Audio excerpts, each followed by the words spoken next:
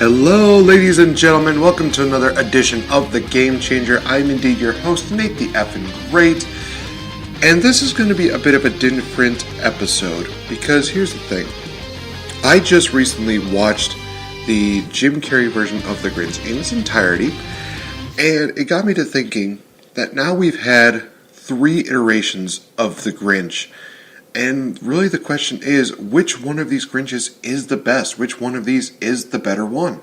So I'm hoping to decide that debate right here today, give my thoughts, give my general feedback on each of them, and give you guys kind of an idea on which one I believe is indeed the better Grinch. So let's do it. We're talking about 3 different versions of the Grinch. So basically, to give you guys a bit of a background on each one of these, the original Grinch actually came out in 1966 and was produced by MGM Studios. And actually, ironically enough, one of the producers you might recognize by the name of Chuck Jones. This was a movie that had a budget of $315,000. And honestly, it's still one of those really fantastic shows that a lot of people really just enjoyed. You look at a lot of things that happened in the past, from Rudolph the Red-Nosed Reindeer, A Charlie Brown Christmas, Frosty the Snowman.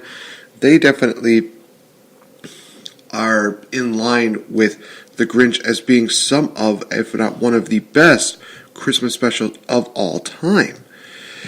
So it kind of surprised a lot of people when they came out in 2000 with a live-action version of The Grinch directed by Ron Howard, as well as created by Universal Pictures, I should say, having a budget of $123 million and having a box office of $345.1 million. Now, the reason why there was not much of a box office deal for the original Grinch is because it was a TV special. It only lasted about roughly, I'm trying to remember exactly how much time it was. It was about 26 minutes.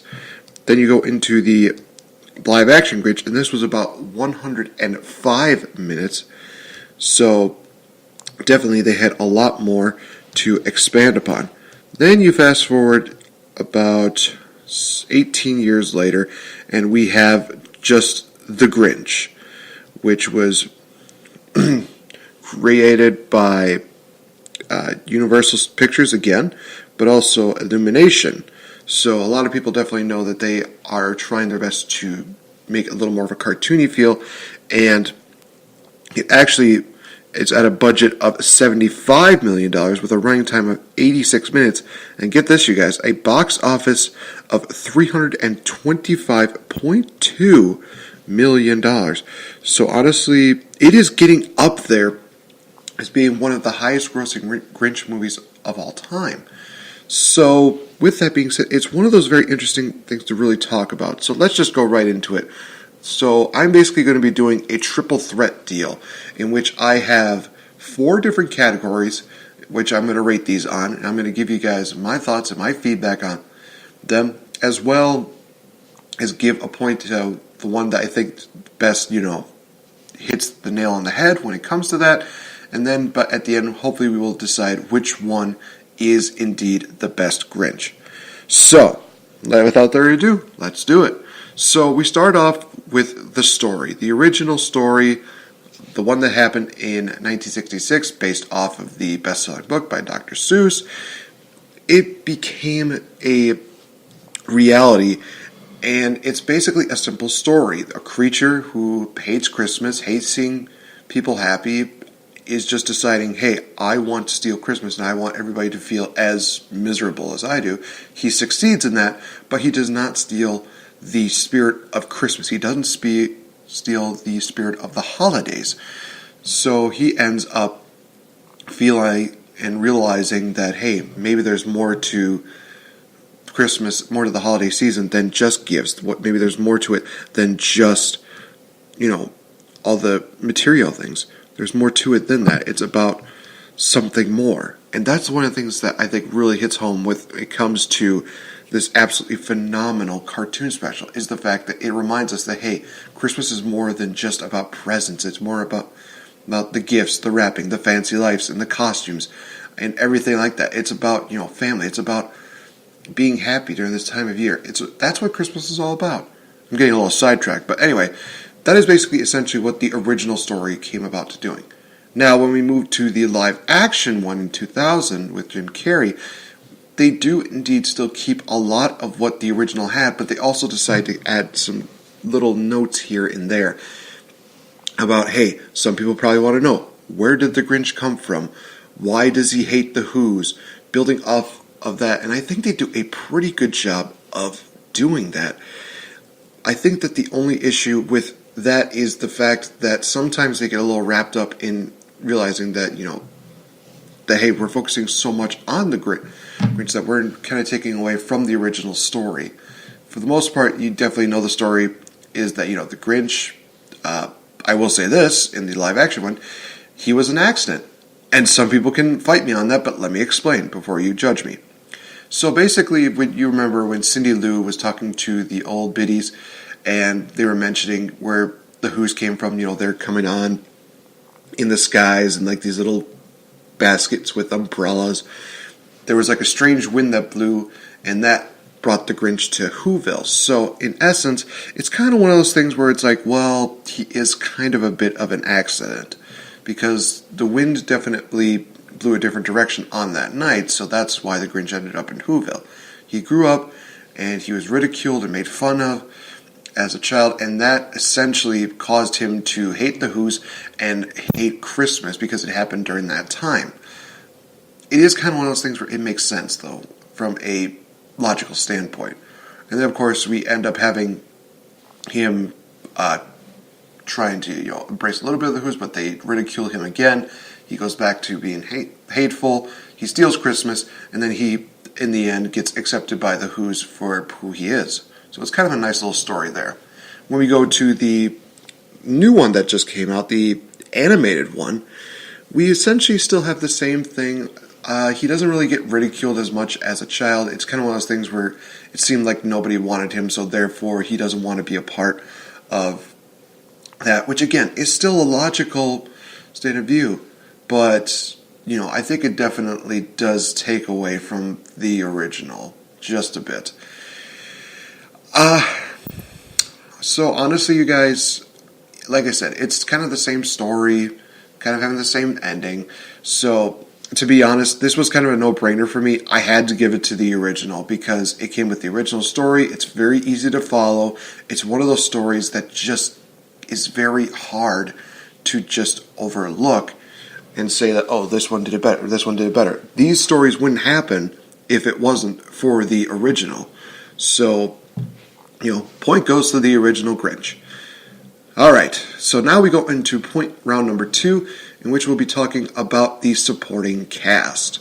So this will be a little bit more of an interesting one, to say the least.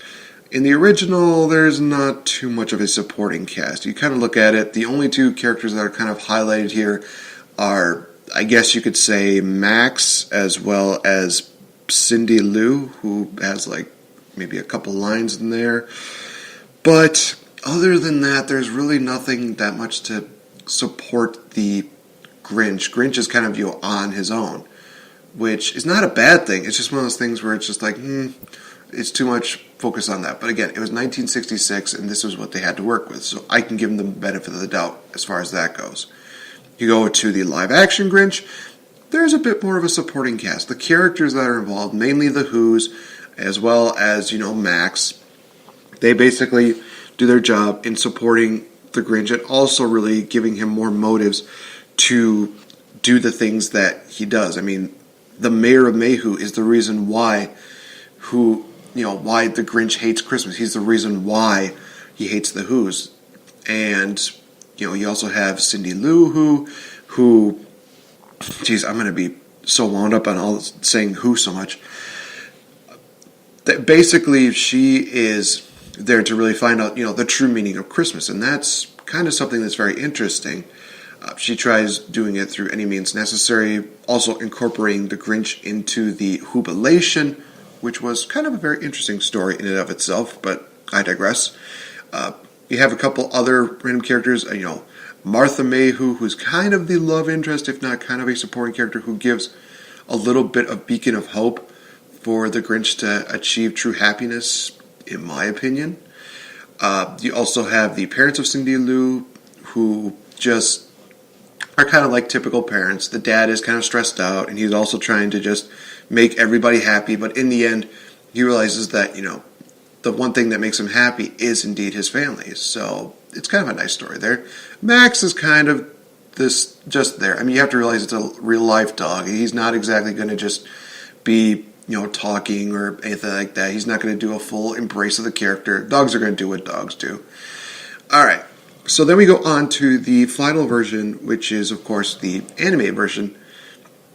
Honestly, I can't any supporting characters in this. You kind of look at this, and you still see, Cindy Lou as well as Max. They kind of, again, support the Grinch's motives as well as his character.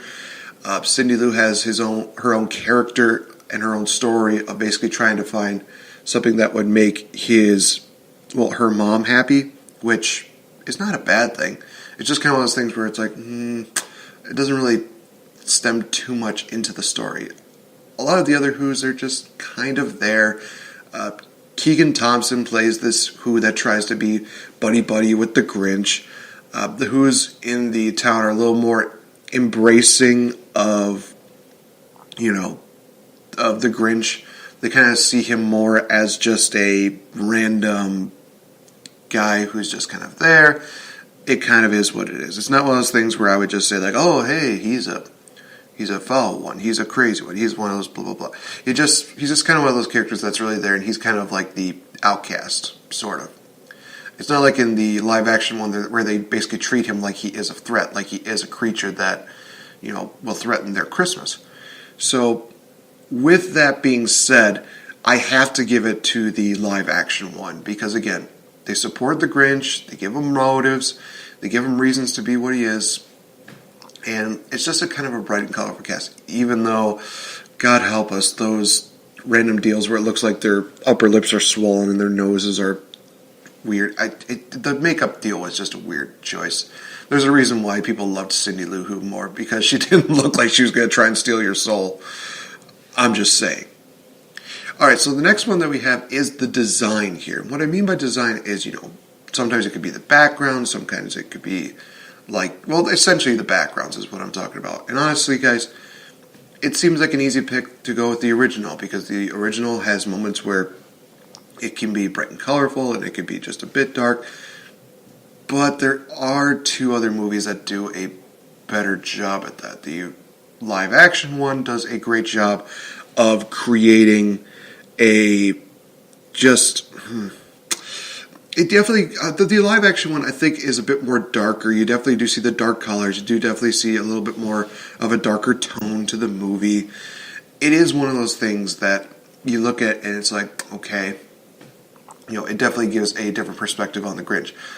But when it comes to design, when it comes to background, I gotta give it to the animated version, because in all honesty, guys, I believe that it does a great job of giving some of those darker tone moments what they need, but they also try to make it really bright when it absolutely needs to be. You definitely can look at the comparisons to the animated version as well as the live action version. The live action version, it definitely does have the bright colors here and there, but you definitely do feel like even when they have those bright colors, there's still darkness to them. With the, animated version, it always feels like, where there's bright colors, there are bright colors. It just makes absolutely most sense. That is just my opinion on that. So I'm giving it to the anime version. So with it being a straightway tie between all three of these, it all boils down to the final one. And that final one being, which one was the best Grinch? So, we look at the original. We look at the original. Obviously, the character is also the same as the character of the Grinch. The narrator and the Grinch share the same voice, is what I'm saying.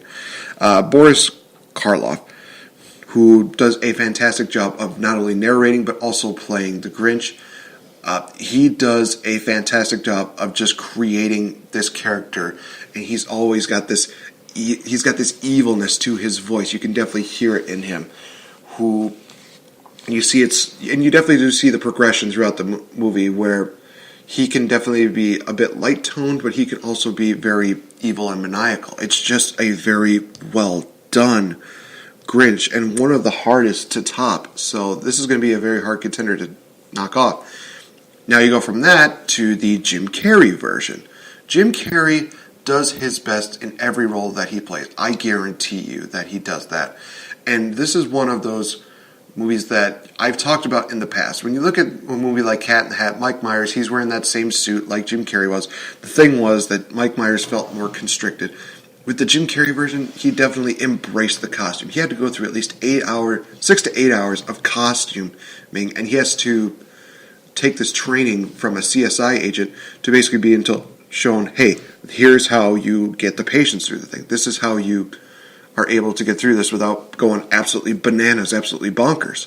So, definitely give him a lot of props to that. As far as the character goes, again, you look at how he does it. He has his moments where he can be happy, but he's not fully content happy. He's always still this evil and maniacal. Let me give you an example. Obviously, a lot of people would think, well, he shows his caring side by saving Cindy Lou in the beginning parts of the movie. Does he really, though? Because I kind of watch this movie and I think to myself, the only reason why he does it is because Max is not going to let him go. Max is not going to let him leave unless he helps Cindy Lou. So it's kind of one of those things where it's kind of like a kid are basically forced to do something, whether it's a chore, whether it's a nice thing for people, something like that. Because you remember, he does the whole, bleeding hearts of the world unite! And that's where he saves, Cindy Lou, and he makes it seem like, it's all about getting my mask back. All throughout the movie, he still kind of keeps that same egocentrical as well as egomaniacal persona. Even during the jubilation, you see him still having that. He's having a good time, but by the flick of a switch, he's back to his own self. He gets shown that shaver that he used as a kid. Boom. He's back to his old self. He's still that evil, maniacal deal. And at the end, yes, it is a cheesy deal in which you see him getting that heart deal. But it's still one of those things where you kind of feel a bit of where they're coming from. And you kind of understand where the director, Ron Howard, is going. Here's the thing, is that, yes, it is over the top. It is cheesy. But you have to remember that for somebody to have like a small heart and then have it grow 3 sizes, it is kind of one of those situations where he's feeling these feelings for the first time. He doesn't know how to react. So it's one of those things where I think, over the top, yes. Relatable? I think so. So it actually does deliver quite a bit, and he definitely shows a bit of a change at the end of the movie. Now we go into the Benedict Cumberbatch version. Benedict Cumberbatch, I love him as an actor. I think he does a fantastic job. I think that he is one of those actors that is going to be a dark horse in the movie industry, in my opinion. This is one of those movies where I think he's definitely, again, trying his hardest. The issue here is that I feel like he's definitely more of a fluffy version of the Griff. And what I mean by that is that they basically made him into a character that could basically be redeemable. Here's the thing. You look at the first 2 iterations of the Grinch, he's not really showing too much of a redeemable deal until he reaches the end of the movie. Then it is a redeemable situation. For him, it seems like, he's kind of doing these things because he hates Christmas, but at the same time, he's probably going to come back and do the right thing at the end. And there's no more evidence of that than the scene where he's, stealing all the Christmas toys and all the holiday decorations and everything like that, where there's a scene where he's talking to Cindy Lou. She doesn't know it's the Grinch, which I will say that is the one thing that kind of bothers a lot of people in the live action one, because somehow she has like a deal in which her short-term memory just went shot and she forgot what the Grinch looked like. But with this one, she's basically, showing that she wants something done for her mom, and he kind of starts having a little bit of regrets of, am I really doing the right thing? Am I doing the thing that's right? And he kind of snaps into it again, but it's one of those things where it's like, it definitely does not help him out at all. He shouldn't have regrets. He should have no remorse. He should not have any kind of deal. And with the live action one, they show that. They show him having that situation where he shows a little bit of like, am I doing the right thing? But again, flick of the switch. He's back to who he was before. And it's not one of those things where it's like, oh, it's a redeemable flick of a switch. No. That scene where he has the line of, nice kid, bad judge of character. It's one of those things where it's like, yep, nope, he hasn't changed, even with this kind of sweet, talk from Cindy Lou. Just, he doesn't care. So, with that being said, I'm going to tell you right now, I'm going to eliminate the Benedict Cumberbatch version. I think it's a good one, but the problem is, so much of what they did there did not really make me feel like it was a Grinch type of movie. I'm sorry. So that leaves the original as well as the live action version. So I could give it to the original. I could give them that. Here's the thing. I'm going to give it to the Jim Carrey version. Now, hold on. Before people start hating me, let me explain. With the original one, I definitely do give, Boris a lot of credit. He does a fantastic job of being the narrator as well as being the Grinch. Here's the problem, though. It's hard to differentiate between the two of them. I feel like he's just trying to balance everything out, where he's not going to go too into the character and not too over the top with the narrator. So he's just kind of trying to balance the two out. And that's the reason why I'm giving it to the Jim Carrey.